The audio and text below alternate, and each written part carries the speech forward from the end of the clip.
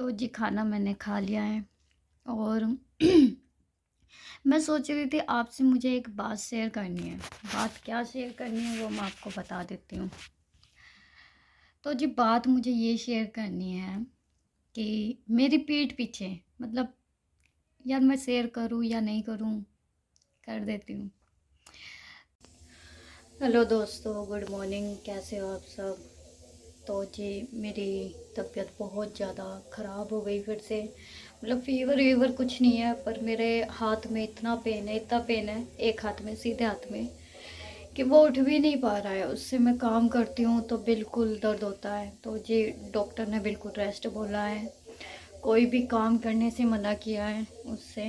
अब मैं क्या करूँ, कैसे करूँगी, कुछ समझ नहीं आ रहा है। तो वो भी चले गए थे सुबह। खाना तो बन ही नहीं रहा, आज मैंने बनाया ही नहीं, हिम्मत ही नहीं हो रही थी। रोज़ रात को जब मैं सोती हूँ ना, तब ज़्यादा दर्द होता है, ये बहुत ज़्यादा। तो डॉक्टर ने बोला है कि ये मतलब जो हमारी ये इस हाथ की ये जो इस फिंगर की नसें होती हैं, ये नस कोई यहाँ जाकर यहाँ पर कोई दब गई है, जिसकी वजह से ये सुन पड़ जाता है और दर्द हो रहा है। तो मुझे दवाई दी है और 5 दिन का वो बताया है कि काम नहीं करना है बिल्कुल भी, बर्तन नहीं धोने हैं, आटा नहीं गूंदना है, मतलब ऐसा कुछ बोला है। तो आज ये बोल रहे थे कि ये मुझे मेरे घर छोड़कर आ जाएंगे, क्योंकि अगर यहाँ रहूँगी तो जाहिर सी बात है कि काम तो करना ही पड़ेगा, कुछ ना कुछ करूँगी। तो अभी फ़िलहाल मैं, डॉक्टर ने बताया है गर्म पानी में नमक डाल के मुझे हाथ मुझे हाथ ऐसे रखना है इसमें। तो जी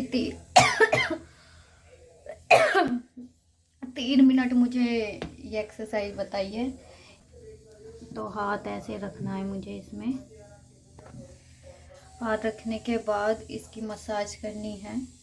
3 मिनट पानी में रखना है और 3 मिनट मुझे ऐसे ऐसे करके ऐसे रखना है, मतलब ऊपर खींचना है मुझे, जितना खींच पाऊँगी उतना खींचना है।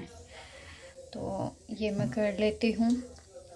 तो मैंने चावल बनाए हैं थोड़े से अपने लिए, क्योंकि और तो आटा तो मैं गूंद पा ही नहीं रही हूँ, जिसकी वजह से मैं वीडियो भी नहीं बना रही थी।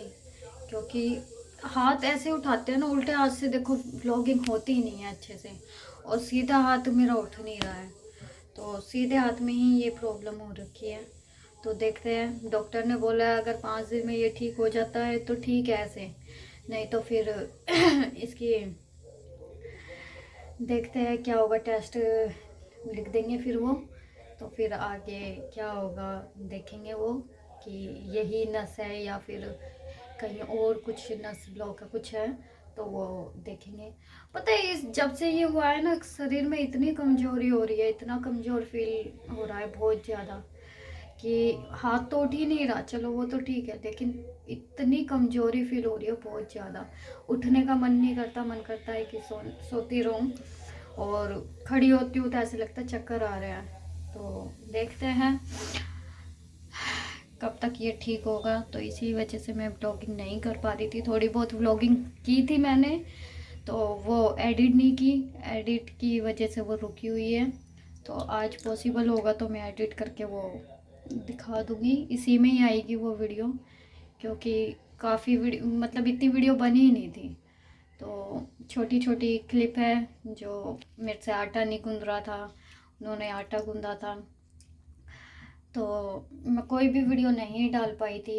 मेरे भाई का, छोटे भाई का बर्थडे भी था, वहाँ गई थी मैं, वो भी नहीं डाल पाई थी, क्योंकि ब्लॉगिंग हो ही नहीं रही थी। अब जब शरीर सही नहीं है तो क्या करें यार।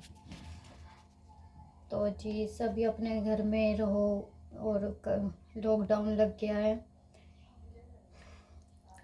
तो ऐसे इन्होंने बताया है कि ऐसे 3 मिनट ऐसे रखना है और 3 मिनट पानी में रखना है। तो जी मैं ये कर लेती हूँ, फिर मिलती हूँ मैं आपसे थोड़ी देर में।